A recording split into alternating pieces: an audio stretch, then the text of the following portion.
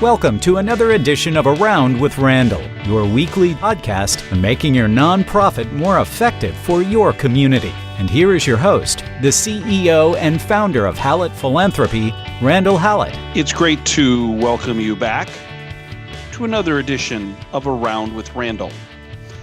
As we enter this month, the next 4 podcasts, including this one, are all going to be thematic. We're going to talk about the issues involving our profession as it pertains to employment. And you may remember a couple of podcasts from the past that are tangentially related. We'll refer to those on and off as well as a great reference to you to go back to and listen again if appropriate. What we're really wanting to get at is how do we, both from the leadership perspective as well as the employee perspective, increase the average amount of time within the philanthropic fundraising industry that we have employees stay in their jobs. If we look at the statistics, we find, whether it's CASE, AFP, AHP, each industry or segment of the industry is a little bit different, that the average tenure is somewhere between 1.5 and 3 years or so, in particular when it comes to gift officers. And it's incredibly painful for everybody involved when we have the constant turnover of people within their jobs. It's bad for the organization. It's bad for the donors. It's bad for whether it's clinical or whether it's educational, social service, so it's program. The other side of the organization who's not in fundraising, it's bad for them because they don't know who to believe, trust, build relationships with. It's bad for leadership. It's bad for the gift officers. So why is this so important beyond just the comments that I make here? So let's talk about maybe some tangential statistics. I love what Malcolm Gladwell says in his book Outliers. He talks about it from the perspective that for anyone to be successful, they need to do that particular task, that kind of work, for somewhere around 10,000 hours. And basically, if you include vacation, that's the equivalent of 5 years. There are about 2,080 hours, work hours in a year at 40 hours a week. And we all know fundraisers only work 40 hours a week. And if you take vacations included, it comes up to about 5 years. On top of that, an old friend, Bruce Flessner, and his firm did some great work many years ago about an investigation, really, of gift officer productivity. And they found that to see significant growth in a gift officer's performance within their portfolio, it usually happens somewhere after year 3. In particular, between year 3 and 3.5 to 4.5. And that the output was significantly more. It jumped exponentially from year 2 to 3, from 3 to 4. And we know that anecdotally, if you've done this for a while, that's kind of what we see, but they did some pretty good work. Bruce did some tremendous work in terms of statistics. The other thing that we know is that studies have shown that it takes several years to develop the kind of relationships that consistently and continually provide opportunity for larger major gift gifts, major gift chances. We read about, and I've got a client who has a primary example of this. We read about the one-time gift of $10 million or $20 million, and it was a new relationship and everybody's happy. And if we read the numbers, if we look at the research, what we know is that's not traditional. It's not something we see on a normal basis. The client I was referring to started a Grateful Patient program. One of the first gifts out of the gate was a gift for $10 million. And the organization thought, well, this is how it's going to go all the time. And I was trying to tell them for many years, this is unusual. Most of the time, an initial gift comes in. It could be 10, 15, 25,000 if you're building a major gift program with the right kind of pipeline. Number two, then they get stewarded after they make that gift. That increases to 100,000, 250, 500. And it's the third or the fourth gift that gets you into those principal gift opportunities. I sometimes think we miss that. We also know that longevity produces a better yield. The longer someone's in the job, if they're doing the right things and there's accountability, the more productive they are. We tend to highlight those long-term gift officers, someone who's been with the organization 15 years, they're doing $5 million a year, $10 million a year, and should be celebrated every day. But for every one of those, how many are there that are there those 18 months? And the answer is multiple. So in the end, we have these issues that we've got to figure out because everybody's losing.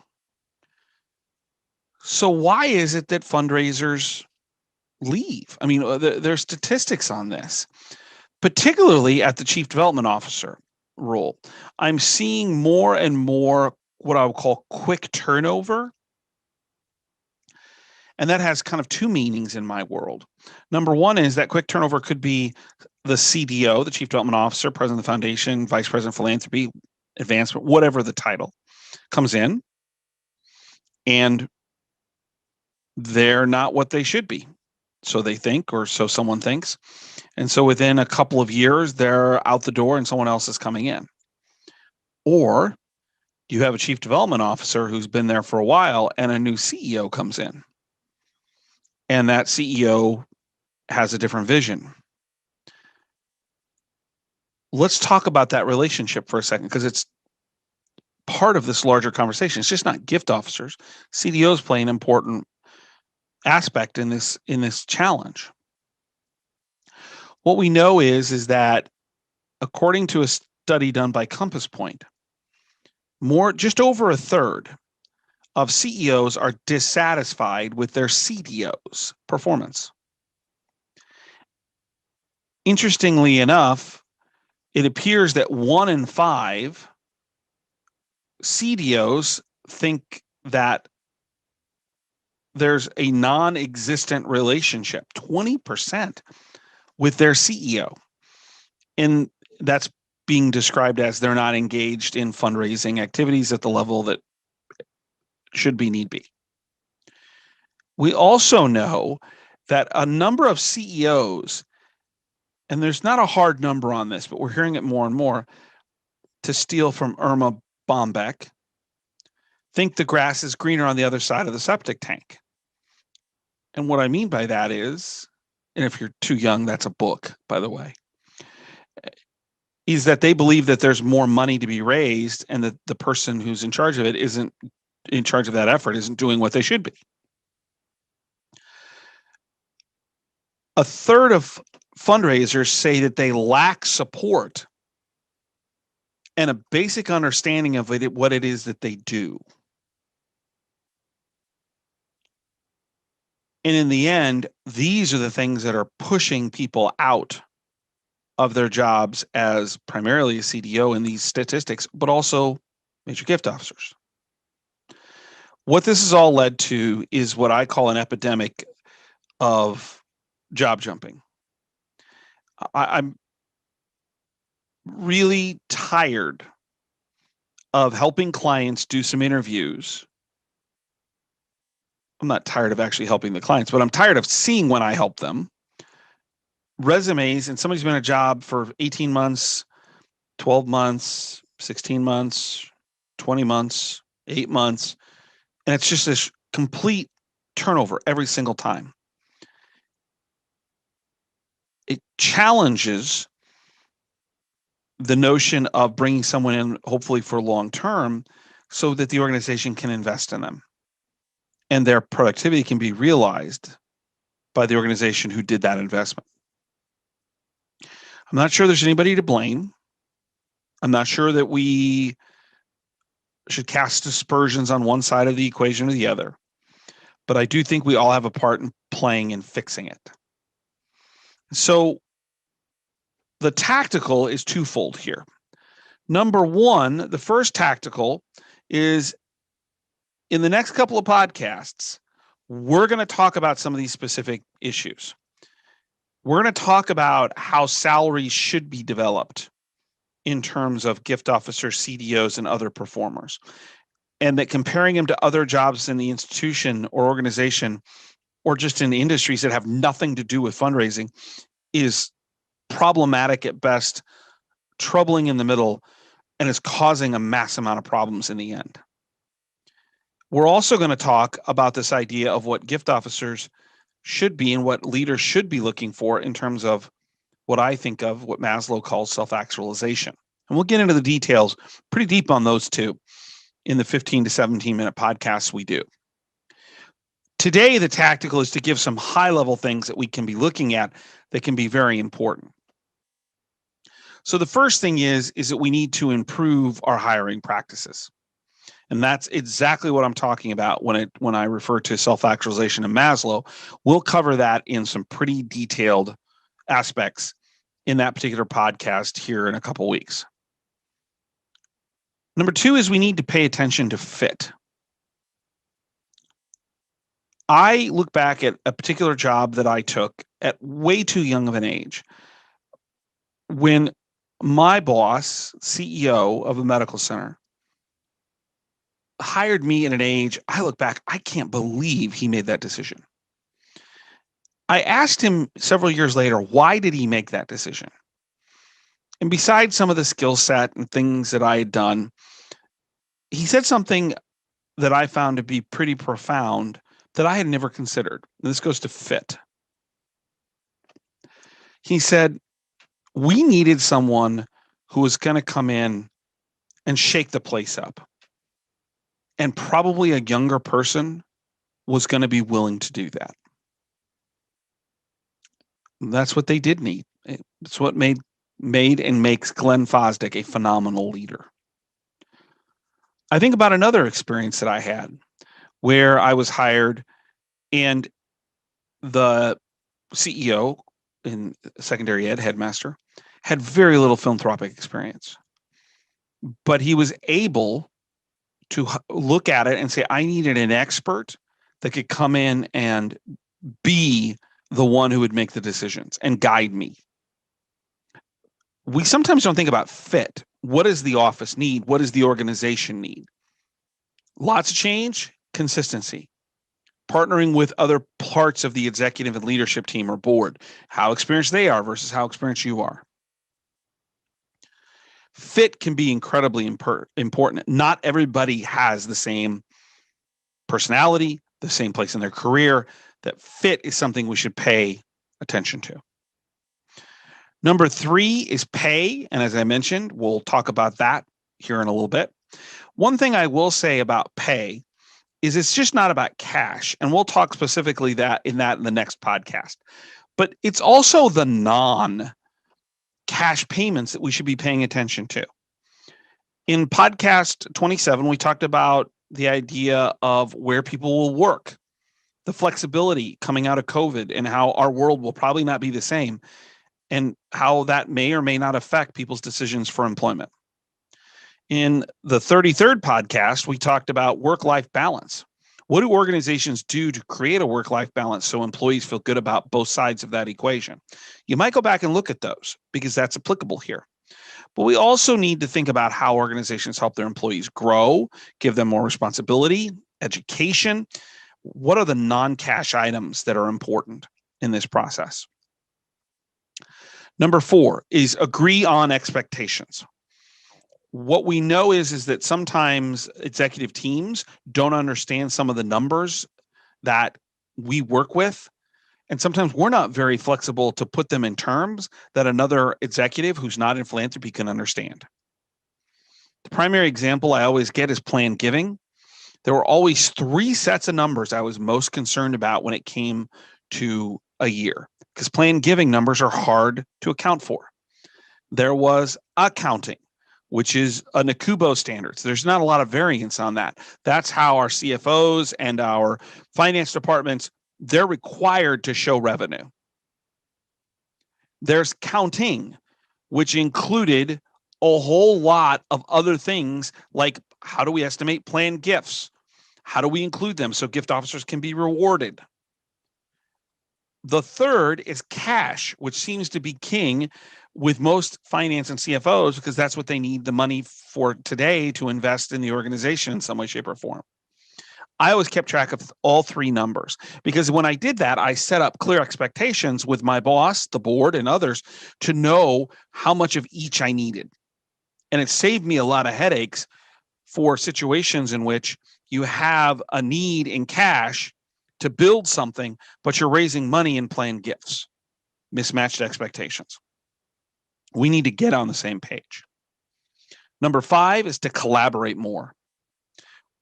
We need to be working more in concert with the program. If you're in social services or clinical, if you're in healthcare, faculty and college environment, we need to be more in tune with their needs and be able to explain what we do and how we do it. I had a phone call, video call this morning with a long-term friend who's in academia, and her comment was fascinating. She says, my gosh, we're turning over gift officers so often. I have things I'm being requested to do, and I don't have anybody to turn to, or I don't know who to turn to. And I turn around, and the email doesn't go through, the phone doesn't work. We're not in tune as we should be with that idea of collaborative opportunities within our organization to better ourselves, better the relationships, better the outcomes. And that's got to be something that we pay more attention to. The last is what I call pipeline together. If you're in a small organization, you're kind of on your own in terms of how you figure out what donors or prospects you should be looking at. I think that, and I've mentioned this a couple of times when we've talked about metrics and portfolio sizes and things of that nature. If you have a medium or larger size organization, it is the system's responsibility and in partnership with the gift officers to create the processes to best identify pipeline. And part of the reason we see people jettison out of here is out of their jobs is they get a portfolio, they go through it the best they can, there's no pipeline, they're getting all the money they can out of it, it takes about 18 months and they get the heck out. And they take a job for $5 more. And what we know is if we have great pipelines, gift officers stay. They'll take less money for a great environment with a terrific pipeline because it's proven success year in, year out in terms of prospect development. That can't be left alone to the gift officers. That has to be a system conversation, meaning I don't mean a system in healthcare. I mean a system, a process that the organization is identifying. Whether it's how we go through alums, how we go through grateful patients, how we look at our community, how boards make referrals, it can't be just isolated in one area. So those are your 6 to start. And we'll do some deep dives. I'm still working on the 4th one here, but we know next time will be about salaries, and following that will be about the idea of self-actualization and what that means for gift officers. I think it'll be an interesting month to look back and say, did we find some nuggets that might be helpful to you? Just a couple quick reminders. The website's there, blogs being posted all the time, quick 90-second reads on things that might be important to you or be helpful. And if you're interested in communicating with me here at Around with Randall, that's podcast@hallettphilanthropy.com. Or if you disagree with something I say, that's Reeks, R-E-E-K-S, Reeks@hallettphilanthropy.com. We're getting more and more of those. We're going to start looking at them here pretty quickly. I appreciate what you do. I hope you appreciate the value you bring to your organization, to your community, and to your nonprofit. I always end in the same way. Some people make things happen. Some people watch things happen. Then there are those who wondered what happened. We live in a world where there's a lot of people who are wondering what happened. And the work you do and the work your nonprofit does is the epitome of being people who are making things happen for just the type of people that need that assistance. Nonprofits fill gaps, fill holes in our community. You're a big part of that. I appreciate your time today. I look forward to seeing you on the next episode when we talk a little bit about salaries. And I can't thank you enough for your willingness to spend 20 minutes or so with me here on Around with Randall. Make it a great day.